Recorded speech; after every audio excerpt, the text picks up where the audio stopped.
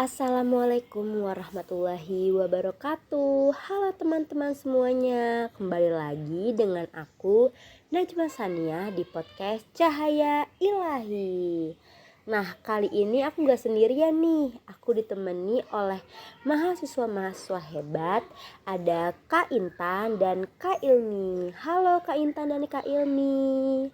Nah, kali ini di podcast ini kita akan membahas tentang tema kehidupan mahasiswa dalam memperkuat spiritual di era digital.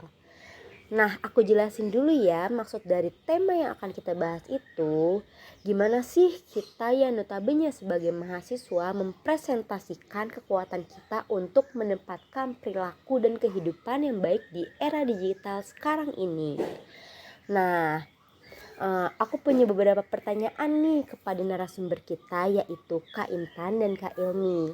Yang pertama, bagaimana saudara menjalani hidup sebagai mahasiswa agar tetap menjadi pribadi yang taat? Alhamdulillahirrabbilalamin. Baik, terima kasih atas pertanyaannya Mbak Najma. Jadi sesuai dengan Al-Quran surat Al-Imran ayat 104 yang artinya dan hendaklah di antara kamu ada segolongan orang yang menyeru kepada kebajikan, menyeru atau berbuat yang ma'ruf dan mencegah dari yang mungkar, dan mereka itulah orang-orang yang beruntung.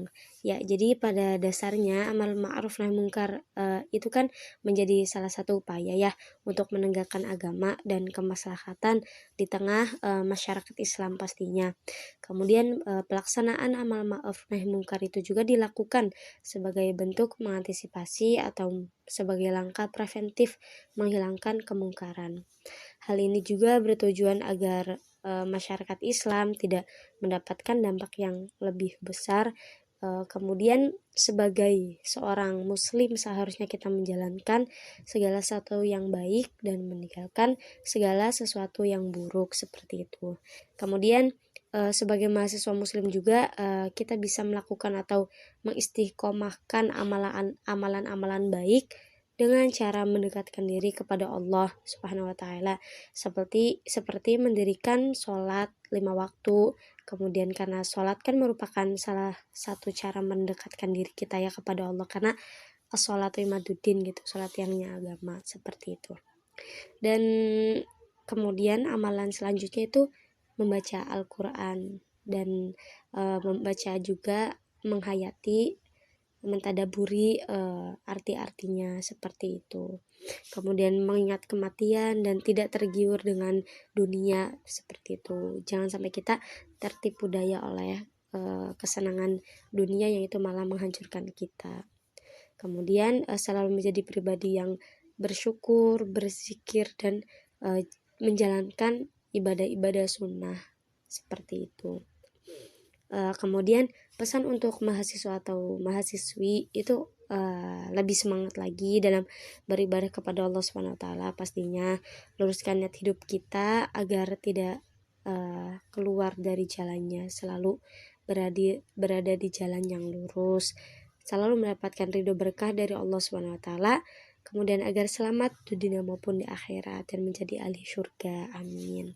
Kemudian jaga diri baik-baik dalam setiap pergaulan yang ada, sesuai dari surat Al-Maidah ya ayat 105 yang artinya wahai orang-orang yang beriman, jagalah dirimu, orang yang sesat itu tidak akan memberimu mudarat apabila kamu telah mendapat petunjuk. Hanya kepada Allah kamu kembali semuanya, lalu Dia akan menerangkan kepadamu apa yang selama ini kamu kerjakan. Nah, seperti itu. Nah, Islam kan telah menunjukkan beberapa cara kita atau kepada kita cara-cara pembinaan pribadi dan keimanan yang teguh. Antara lainnya ya ialah dengan cara beribadah, berzikir, senantiasa mengingat Allah, serta memperdalam ilmu pengetahuan tentang agama. Kemudian apabila seseorang senantiasa ingat kepada Allah dan ia menyadari bahwa Allah akan membalas segala perbuatannya, maka ia akan dapat menjauhkan diri dari perbuatan yang dilarang oleh Allah, dan itu akan selalu melakukan perbuatan-perbuatan yang diridhoinya seperti itu. Jadi semangat tinggi untuk para mahasiswa-mahasiswa seperti itu. Terima kasih. Kali jawabannya, terima kasih ya. Oke, untuk pandangan Mbak Ilmi sendiri tuh gimana ya?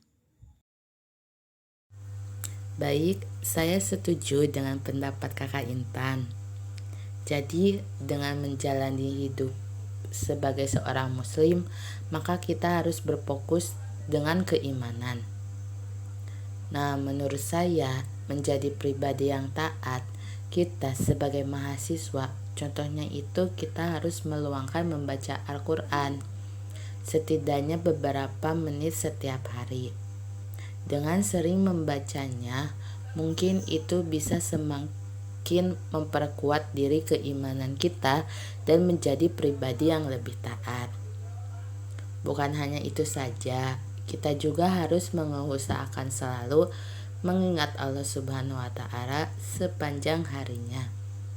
Ketika kita kuliah atau meluangkan rutinitas lain, lembabkanlah bibir kita dengan zikir dan berdoa supaya diperlancarkan dari setiap proses perjalanan kita untuk mencari ilmu dan menanamkan kesadaran bahwasannya akan kekuasaan dan kebesaran Allah Subhanahu wa Ta'ala. Itu sih menurut saya, Badajma. Terima kasih atas jawabannya. Lanjut ya ke pertanyaan kedua. Ada nggak sih tips atau amalan menjadi pribadi yang baik?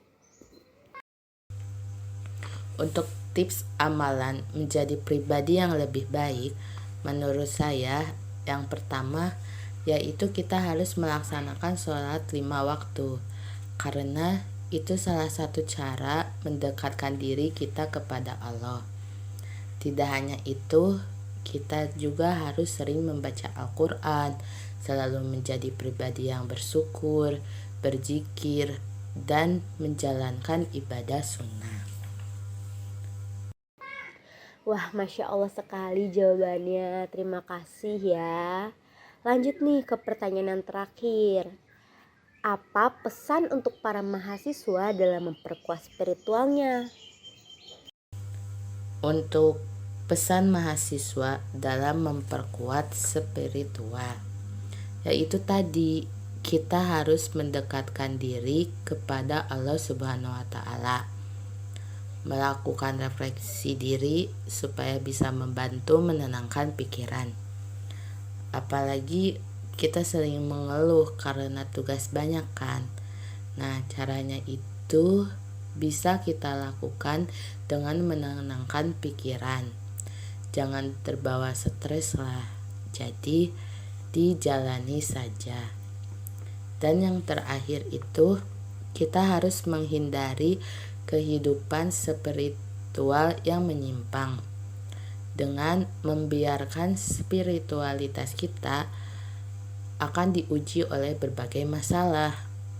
Nah, dari itu kita akan menjadi pribadi yang lebih bijak, tangguh, dan rendah hati.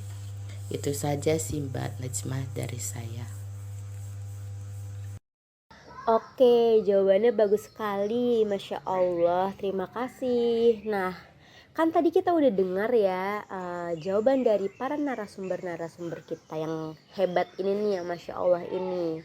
Semoga dari pengalaman-pengalaman narasumber tadi kita bisa mendapatkan pelajaran dan teladan yang baik. Nah, sampai jumpa di lain waktu ya teman-teman. Jangan lupa dengarkan podcast Cahaya Ilahi. Dadah. Wassalamualaikum warahmatullahi wabarakatuh.